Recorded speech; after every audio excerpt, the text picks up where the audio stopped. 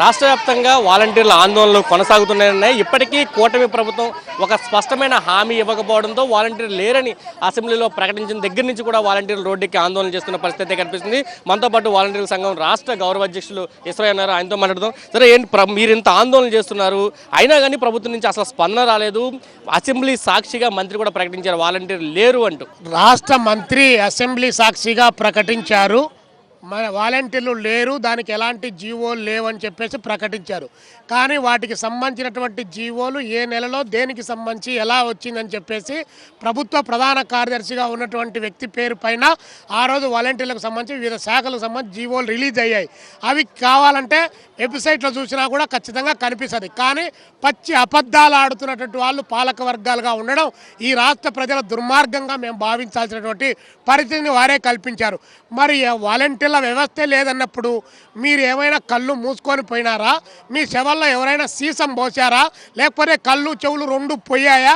మరి రాష్ట్ర ప్రతిపక్ష నాయకుడు హోదాలో ఉగాది పండుగ రోజు చంద్రబాబు నాయుడు గారు మీకు 5,000 రూపాయల వేతనం సరిపో తమ్ముళ్ళు, 10,000 రూపాయల వేతనం ఇస్తామని చెప్పేసి ఆ నోటుతోనే కదా ప్రకటించింది. అంటే మీ రాష్ట్ర ముఖ్యమంత్రి ఆ నోటుతో నాలుక తాటి మట్ట అని చెప్పి ఈ సందర్భంగా మేము అడుగుతా ఉన్నాం. మరి పవన్ కళ్యాణ్ గారు 30,000 మంది ఈ రాష్ట్రం నుంచి మహిళలు గల్లంతైనారు వాలంటీర్ల వ్యవస్థ ద్వారా. చీఫ్ ఇంటెలిజెన్స్ నుంచి నాకు సమాచారం వచ్చిందని చెప్పి ప్రకటించాడు. అబద్ధాలు. చీఫ్ ఇంటెలిజెన్స్ నుంచి నీకు సమాచారం రావాలంటే మీరు ఏ స్థాయిలో ఉండాలో హోమ్ అఫైర్స్లో అదొకటి తెలుసుకోండి. అంటే చెవులో పూలు పెట్టుకున్నారా జనం ఏమన్నా?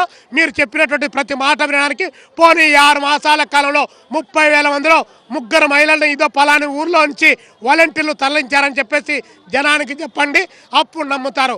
అది చేయలేకపోయారు. కానీ ఈరోజు వాలంటీర్ల వ్యవస్థను నీరు గార్చడానికి కావాల్సినటువంటి ప్రయత్నం ప్రభుత్వం చేస్తూ ఉంది. ఇది కరెక్ట్ కాదు.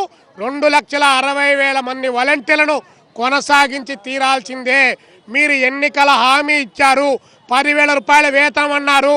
ఈరోజు నీటిపారుదల శాఖ మంత్రిగా ఉన్నటువంటి కృష్ణమనాయుడు గారు 5,000 రూపాయలు సరిపో తమ్ముడు, 10,000 రూపాయలు అని చెప్పేసి భుజం తట్టుతున్నటువంటి వీడియోలు వైరల్ అవుతున్నటువంటి అంశాలు మేమేమన్నా కళ్ళు మూసుకొని పోయినాయా?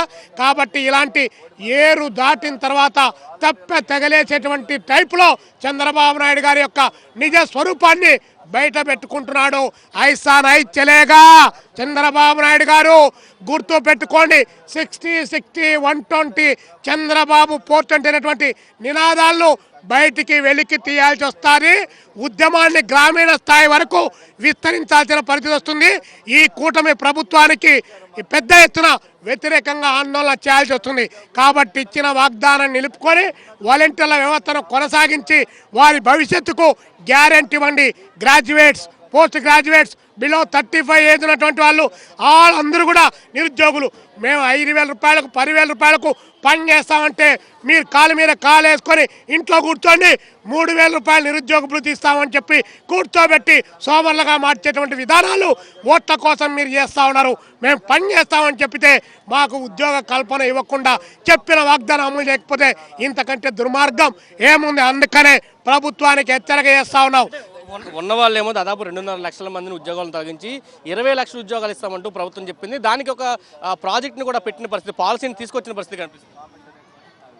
ఇవన్నీ ఈ పాలసీలన్నీ మాకు వాలంటీర్లకు కొత్తేమో కానీ చంద్రబాబు నాయుడు గారి పాలసీలు, లేకపోతే పేపర్లో వచ్చేటువంటి, టీవీలో వచ్చేటువంటి డయాగ్రాములు, మల్టీమీడియాలో వచ్చేటువంటి బుల్లెట్ ట్రైన్లు, ఇవన్నీ కూడా మేము గతం నుండి కూడా చూసినటువంటిదే. చంద్రబాబు నాయుడు గారు ముఖ్యమంత్రిగా 15 సంవత్సరాలు చూసాం, 10 సంవత్సరాలు ప్రతిపక్ష నాయకుడిగా చూసాం, అగైన్ మళ్ళీ ముఖ్యమంత్రిగా ఈరోజు చూస్తూ ఉన్నాం.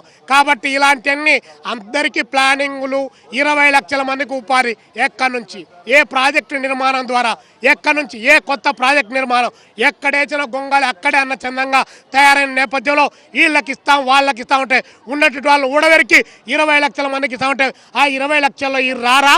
ఆ 20 లక్షల్లో ఈ పని చేయరా? గ్రామీణ ప్రాంతాల్లో, పట్టణ ప్రాంతాల్లో, అర్బన్ ప్రాంతాల్లో వాలంటీర్లు పని చేయరా?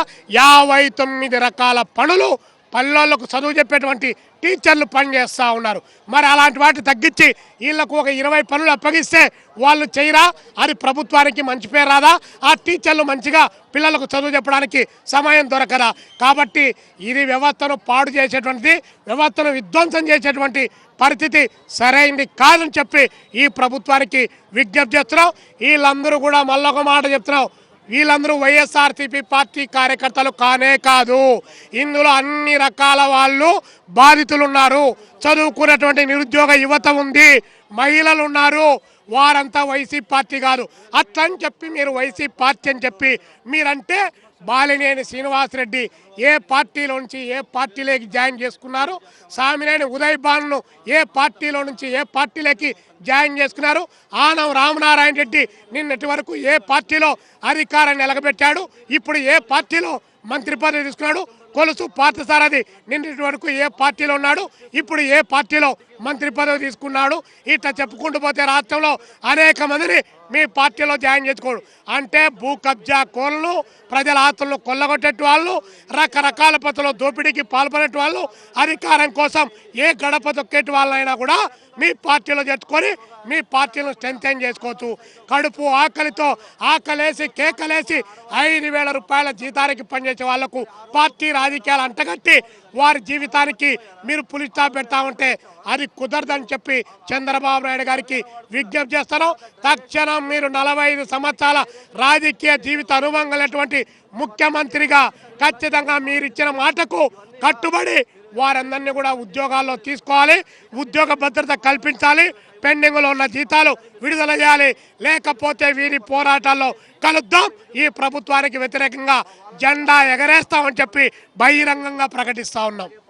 వాలంటీర్లు చేసే ఆందోళనకి సిపిఐ కూడా మద్దతు తెలియజేస్తుంది. ఆ పార్టీ నాయకులు శంకర్ ఉన్నారు, ఆయనతో కూడా మాట్లాడుతాం. సార్ ఏం చెప్తారంటే ప్రభుత్వం చాలా స్పష్టంగా చెప్తుంది వాలంటీర్లు అనేది లేదు, వ్యవస్థ లేదు అంటూ చాలా క్లారిటీగా చెప్తున్న పరిస్థితి. మీరేం చెప్తారు?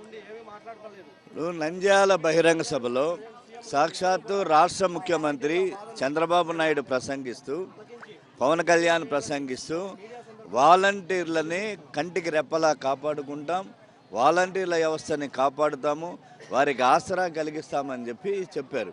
ఇవాళ ఎన్నికలైన తర్వాత రకరకాల వ్యాఖ్యానాలు చేస్తున్నారు. వీరంతా కూడా వైసీపీ కార్యకర్తలు అని చెప్పి ఇది అజ్ఞానంతో కూడినటువంటి మాట. వైసీపీ కార్యకర్తలు ఎలా అవుతారు? జగన్మోహన్ రెడ్డి గెలవాలి కదా, వీళ్ళ కృషి ఫలిస్తే. కాబట్టి దీంట్లో అందరూ ఉన్నారు, అన్ని రాజకీయ పార్టీల వారు ఉంటారు. వాళ్ళగా ప్రభుత్వం యొక్క విధి విధానాల్ని ప్రచారం చేయటమే వాళ్ళ కర్తవ్యం. వాలంటీర్స్ ప్రజల వద్ద పోవాలి. ప్రతి 50 ఇళ్ళకి కూడా ఒక సమూహాన్ని ఏర్పాటు చేసి వారికి సంబంధించినటువంటి వెల్ఫేర్ యాక్షన్ ఏదైతే ఉన్నదో, వెల్ఫేర్ స్కీమ్స్ ఏమైతే ఉన్నాయో వాటిని ప్రజలకు చేరవేయటమే వాళ్ళ లక్ష్యం. దానికి ఇవాళ జగన్మోహన్ రెడ్డి ఉన్నాడు, మొన్న ఈ రోజున చంద్రబాబు నాయుడు వచ్చాడు. వాలంటీర్లను ఉపయోగించుకోండి, మీ సూపర్ 6 ఉంది కదా, సూపర్ 6ని అమలు చేయాలి కదా. ఇప్పటిగా అది ఫెయిలా సక్సెస్ అనేటువంటిది వాళ్ళే టీడీపీయే చెప్పలేనటువంటి పరిస్థితి. కాబట్టి సూపర్ 6 అమల్లో వాలంటీర్లు క్రియాశీలక పాత్ర వహిస్తారు కదా. కాబట్టి ఇది పవన్ కళ్యాణ్ లాంటి వాళ్ళు ఉప ముఖ్యమంత్రి అస్సలు ఏమీ ఈ వ్యవస్థ లేదని కామెంట్ చేయటం ఎన్నికల వాగ్దానాన్ని తుంగలో తొక్కటమే. కాబట్టి అది సరైనది కాదు. 2,67,000 మందికి కూడా ఆసరా కల్పించాలి. నిరుద్యోగ ప్రకటించాడు సూపర్ 6లో, కానీ నిరుద్యోగ భృతి అనేటువంటిది ఇంతవరకు ప్రకటించలా. ఇవాళ 2,67,000 మంది సరికొత్త నిరుద్యోగులు తయారవుతున్నారు. కాబట్టి నిరుద్యోగ సమస్యకు పరిష్కారం చూపించు, వాలంటీర్లకు ఆసరా కల్పించమని చెప్పి డిమాండ్ చేస్తున్నాం. దాంతో పాటు వాలంటీర్లు కూడా చాలా మంది ఉన్నారు. ఎందుకంటే రోజు రోడ్డు మీద ఆందోళన చేస్తున్న పరిస్థితి, కానీ ప్రభుత్వం నుంచి ఎటువంటి స్పందన వచ్చిందని కూడా తెలుసుకుందాం. మీరు రోజు ఆందోళన చేస్తున్నారు, ప్రభుత్వం నుంచి స్పందన వచ్చిందా? ఏమీ రాలేదండి ఇప్పుడు దాకా. స్పందన రాకపోయినా పర్వాలేదు, మేము నిరంతర ధర్నాలు చేయడానికైనా, నిరంతరం నిదర్శనాలు చేయడానికైనా మేము రెడీగా ఉన్నామండి. ఒకరం కాదు, ఇద్దరం కాదు, 100లం కాదు, 2,60,000 మంది సంఖ్యతో ఉన్నాం మేము. మాది నిరంతర పోరాటం ఇక నుంచి. ప్రభుత్వం హామీ ఇచ్చింది కదా, 5,000 కాదు 10,000 ఇస్తామంటూ స్వయాన ముఖ్యమంత్రి ప్రకటించారు, కానీ ఈరోజు ఆ హామీని అమలు చేయట్లేదు. మేము అదే అడుగుతున్నామండి. ఎన్నికల ముందు నేను ఇస్తాను అన్నారు. ఏంటండి ఇచ్చేది? ఇదే అండి రోడ్డు మీద నిలబెట్టడం ఆయన ఇచ్చే పనిష్మెంట్ మాకు. ఆయన ఏమన్నారు, ఆయన వచ్చిన తర్వాత అధికారంలోకి నేను కొనసాగిస్తా అన్నాడు. మరి కొనసాగిస్తా అన్నదాన్ని ఎన్ని రీజన్స్ చెప్పుకుంటా మమ్మల్ని ఇలా నడి రోడ్డు మీద నిలబెట్టడం ఆయన ఎంతవరకు కరెక్ట్ అయితే కాదండి. ఆయన ఇస్తా అన్నదే మేము అడుగుతున్నాం. మేము ఆయన అడగలేదు, డిమాండ్ చేయలేదు. ఆయనే ఉగాది దినంగా మీకు తీపి కబురు, ఉగాది దినంగా మీకు శుభవచనం అన్నారు. ఏదండి అది? ఉగాది పండగకి ఆయనకి విలువ తెలిస్తే కంపల్సరిగా తీపి కౌరుగానే చేసేవాళ్ళు. ఆ ఉగాది పండగ అంటే ఆయన ఏ క్రిస్టియన్సో లేకపోతే ఏ హిందూ దేశస్తుడో. అందుకే ఉగాది పండగ గురించి చంద్రబాబు నాయుడు గారికి ఏమీ తెలియలేదు. ఏదో ఆ రోజు నోటుకు వచ్చింది ఓగిశాడు. ఈ రోజు అనమాట ఆ తీపి గుర్తుని చేతి గుర్తుగా అనమాట మమ్మల్ని మిగిల్చాడు. ఎవరు చదువుకున్న వాళ్ళు ఉన్నారు, చదువుకున్న వాళ్ళకి అందరికీ ఉద్యోగం ఇస్తానన్నాడు. ఎవరికి ఉద్యోగాలు చేసిన వాళ్ళందరినీ తీసి రోడ్డు మీద ఉంచడమా? ఆయన చేసే ఉద్యోగాలు ప్రతి ఒక్కరికి న్యాయం చేయాలని న్యూస్లో చెప్తున్నాడు. ఏం చెప్తున్నాడు? ప్రతి ఒక్కరికి న్యాయం చేయాలి, ఎవరైనా అన్యాయంగా ఇచ్చేస్తే వెంటనే సస్పెండ్ చేయాలన్నారు. ఇప్పుడు మేమందరము ఉద్యోగం చేసిన వాళ్ళమే, మాకు అన్యాయం జరుగుతుంది. మరి అన్యాయం చేసిన వాళ్ళకి ఎందుకు సస్పెండ్ చేయట్లేదు? ప్రధానమంత్రులు వాళ్ళేమో వాళ్ళ వెనకతలు ఎవరైతే ఉన్నారో లంచాలు తీసుకొని వాళ్ళ వెనకతలు ఎవరు తిరుగుతాడో వాళ్ళ వరకే చూస్తున్నాడు. మేము కష్టపడి జీతాలు అడుగుతుంటే మాకు ఇవ్వట్లేదు. మమ్మల్ని వరదల్లోట కూడా తీసుకొని మీరు ఇమీడియట్గా రావాలి, రాకపోతే సస్పెండ్ చేయండి అని పై అధికారికి చెప్పారు. మరి మేము వచ్చాం కదా మా ఫ్యామిలీని వదులుకొని, మరి మీరు ఎందుకు మమ్మల్ని తీసుకోవట్లేదు? ఇంతమంది ఆడపిల్లలు ఉసురు పోసుకుంటున్నాడు చంద్రబాబు నాయుడు గారు. నిన్న ఇక్కడికే వెళ్దాం అనుకున్నాం, కానీ ఫ్లోటింగ్ ఎక్కువ అవుతుంది, ఆయనకి ఇబ్బంది అవుతుందని మేమే ఆగాం. కానీ ఇంతమందికి రోడ్డు ఎక్కించడం ఆయనకి ఏమైనా పదవి బాగుంటుందా? నిజంగా దేవుణ్ణి నమ్ముకునే వ్యక్తి అయితే గనక చంద్రబాబు నాయుడు గారు ఇంతమంది ఆడోళ్ళు ఉసిరైతే పోసుకోరండి. ఇలా ఇంత అన్యాయం చేయరు. వాలంటీర్లు అన్నది ఏంటి? ప్రజలకు సేవ చేయడానికే ఉన్నారు. మీరు డైరెక్ట్గా ప్రజల దగ్గరికి వెళ్ళి అడగండి, వాలంటీర్స్ కావాలా లేదా అని అడగండి, తెలుసుకోండి. మేము వస్తాము, మేము జాబ్ చేస్తామని మిమ్మల్ని ఏమి డిమాండ్ చేయట్లేదు. డైరెక్ట్గా ప్రజల దగ్గరికి వెళ్ళి అమ్మ మీకు వాలంటీర్స్ అవసరం ఉందా లేదా అని అడగండి, వాళ్ళే చెప్తారు మీకు సమాధానం. వాళ్ళు ఇంకా ఇప్పుడు రావట్లేదు, కొంతవరకు తెలుసుకుంటున్నారు. వాళ్ళు వాలంటీర్లు లేకపోవడం వల్ల ఎన్ని పనులు ఆగిపోయినాయా అన్నది అన్నీ కూడా తెలుస్తున్నాయి ఇప్పుడు ప్రజలకి.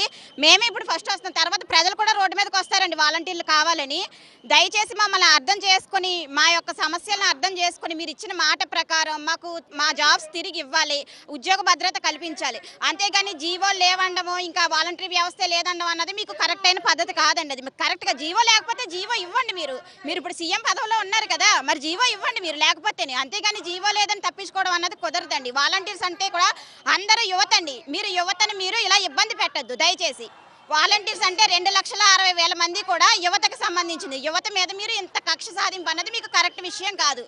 మీరు దేవుణ్ణి నమ్ముకుంటున్నారు కదా, దేవుణ్ణి నమ్ముకుంటే ఆడవాళ్ళు ఉసురు అన్నది అసలు పోసుకోకండి, అది మీకు మంచిది కాదు. చెప్తున్నారు. ఉగాది రోజు తీపి కబురు చెప్తున్న చంద్రబాబు చేదు కబురు చెప్పారు అధికారంలోకి రాగానే. ఇప్పుడు ఎవరైతే 2,40,000 మంది ఉన్నారో అందరిని ఉద్యోగాల్లో తీసుకోకపోతే కనుక పెద్ద ఎత్తున మేము పోరాటం చేస్తామంటూ వాలంటీర్లు అయితే హెచ్చరిక జారీ చేస్తున్న పరిస్థితి కనిపిస్తుంది.